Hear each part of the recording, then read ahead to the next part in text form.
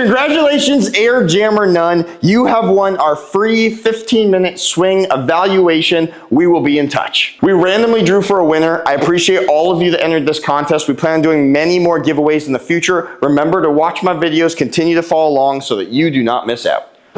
What's going on, YouTube? I'm back with another video today talking about 3 things that your follow-through could be telling you about your swing and what you could do different. Let's get into it. So the first thing that you may be doing in your follow-through is if your follow-through looks like this, where you are super down low with your hands in your follow-through, what you may be doing is a few different things. One would be a flat backswing. That doesn't necessarily mean you have a flat backswing. Also maybe throwing it over the top. Doesn't necessarily maybe throwing it over the top, but one thing I want you to pay attention to, if that is your follow-through, is what your lead shoulder is doing on the swing. So your shoulders should be working in a pattern where this lead shoulder, left shoulder for me, is going up and backwards, while this right shoulder drops down and is shooting out at about a 45-degree angle, give or take. What this is doing is dropping the club into the slot and helping deliver it at the ball better with a higher angle of attack and more consistency. If your shoulders work more horizontally, what happens is now you're trying to bring this club more around you and you lose a lot more speed. You're gonna have a lower angle of attack, which is gonna increase spin and decrease distance and also decrease speed. So if you are a person that has a follow through that looks a lot like this, where your hands are super low, I want you to start addressing your swing and what your lead shoulder is doing. Make that change and it's gonna help not only your follow through look better, but it'll actually help you hit the ball better. The second thing that you may be doing in your follow through is having too high of hands so everything's more vertical. Well, what happens with this? I know we just talked about too low of hands. Well, too high of hands is going to be an indication that you're not actually properly releasing the club at the ball. So if you have really high hands, it's more indicating that you're either going to release everything out back here, but more than likely you're going to have the majority of your speed be put in this spot because you're slowly accelerating into it, holding that club, never really releasing it until about here that you release it and go straight up with it. So if the ball happened to be way up in this area, well, you'd be fine. But it's not, it's on the tee down in front of you. So we need to make sure that speed is being applied more at the golf ball. So what I want you to focus on, if that is you with super high hands, I want you to do dry swings and listen audibly for where you hear the whoosh of the club. If you hear the whoosh way out front, you can see that my hands started getting higher on this.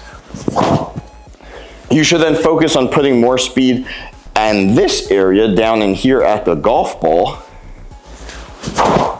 and that's going to help your arms go naturally around you, because when you apply more speed to the ball, this club releases earlier, and when it releases earlier, it's going to start wrapping around your body more versus going straight up that way, because that's where you're holding off to put the speed in. Third thing I want you to pay attention to in your follow through is your actual lead shoulder and what it's doing. If your lead shoulder just caves super early, obviously it can be from exactly what I talked about, how the club's laid off too much, and it might be something that you're doing in your swing with your shoulders working this way.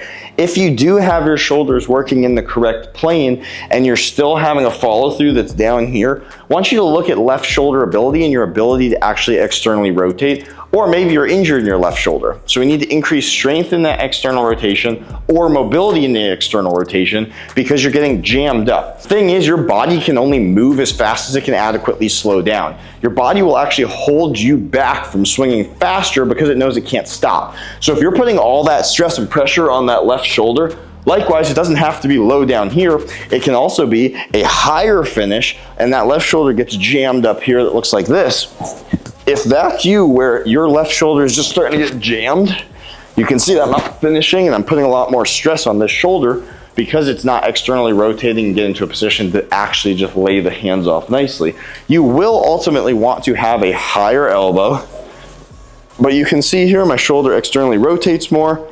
I'm in a good position here where my left shoulder externally rotates, my hands break, the club wraps around nicely on my back, but I'm not getting jammed. If you feel like your shoulder, you're either wrapping around like this or you're getting jammed, that could be a big indication, again, of what I said, of your left shoulder needs work in some way or another.